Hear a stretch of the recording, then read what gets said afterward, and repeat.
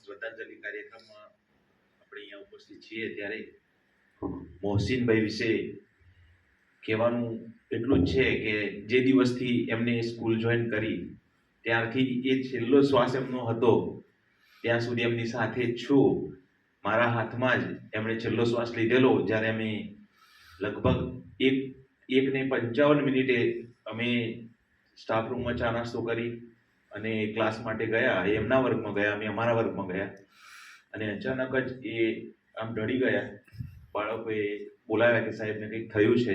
તેઓ પહોંચ્યા તો એ બિલકુલ અનકોન્શિયસ હતા. આમ જેમને જગાડ્યા અને પછી એકદમ જાગ્યા એટલે તો મને શું થયું એમ. તો અમે બધા કહ્યું કશું થયું નહીં, તમે અહીંયા ઢળી ગયા છો. કે મને ખબર જ નથી મને શું થયું. પછી મને કે કંઈ વાંધો નહીં. પાછા જાગ્યા, પાણી પીધું, ઊભા થયા, ચાલીને બહાર આવ્યા, ગાડીમાં બેઠા, ડૉક્ટરની જોડે અમે લઈ ગયા. ત્યાં સ્થાનિક જ ડૉક્ટર હતા. બીપી ચેક કરાવી, બધું કરાવ્યું, ટૂંકમાં ઓકે હતા. ગોળી લીધી, પછી ગાડીમાં પાછા ચાલીને બેઠા. પછી મેં કીધું ચલો, પેલા સાહેબે કીધું કે તમે ગોધરા બતાવી જ દો. આમ બી બીપી બધું નોર્મલ હતું એટલે મેં કીધું કંઈ વાંધો નહીં, આપણે સીધા જઈએ. છતાં પાછા એ કહે છે કે આપણે ગાડી લઈ લઈએ. મેં કીધું તમારી ગાડી હમણાં આવી જશે ગમે તે. અને અમે લઈને નીકળ્યા. રસ્તામાં પાછા એમને બધું પૂછ્યું. મેં કીધું કઈ તકલીફ કે કઈ તકલીફ નથી, છાતી બાતી કઈ દુખતું નહોતું, નોર્મલી બિલકુલ. એમને પેટમાં દુખવાની એક ફરિયાદ હતી ખાલી. અને મને કે બેચેની લાગે છે. વાત કરી 2 વખત તો એમના પપ્પાનો નંબર બોલ્યા એ ગાડીમાં. પછી મેં એમનો હાથ આમ છાતીમાં આમ ઘસતો હતો. બીજા મારા સેવક મિત્ર મારી જોડે હતા, મારે બીજા સ્ટાફ મિત્ર હતા. અમે 4 જણા હતા.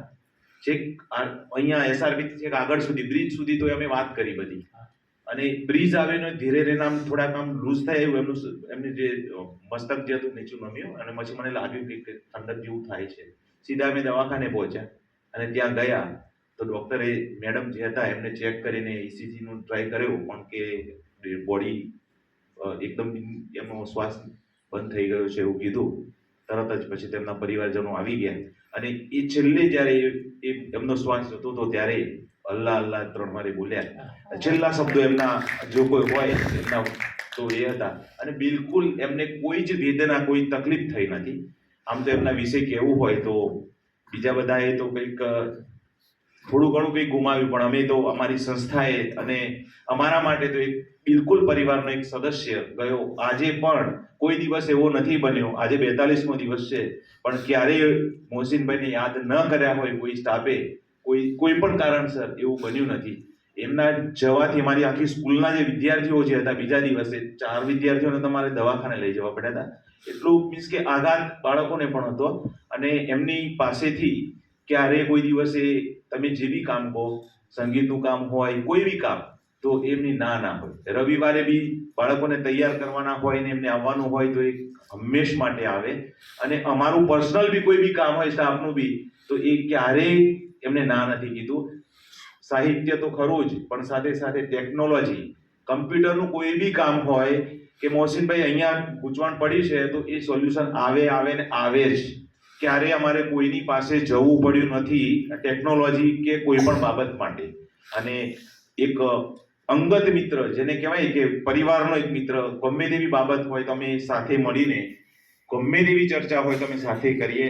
અને એમને ગુમાવ્યાનું જે દુઃખ છે એ વાસ્તવિક રીતે એમ કહી શકાય કે આખા જિલ્લાને તો દુઃખ પડ્યું જ છે, પણ અમારા માટે એક મોટી મુશ્કેલી છે. અમારા પ્રમુખ સાહેબ પણ જ્યારે પણ ગમે તેવો ફંક્શન હોય, ખાલી એમને કહી દેવામાં આવે કે મોહસીનભાઈ આ રીતનું કાર્યક્રમ છે એટલે અમારો કાર્યક્રમ 100% સક્સેસ જ હોય.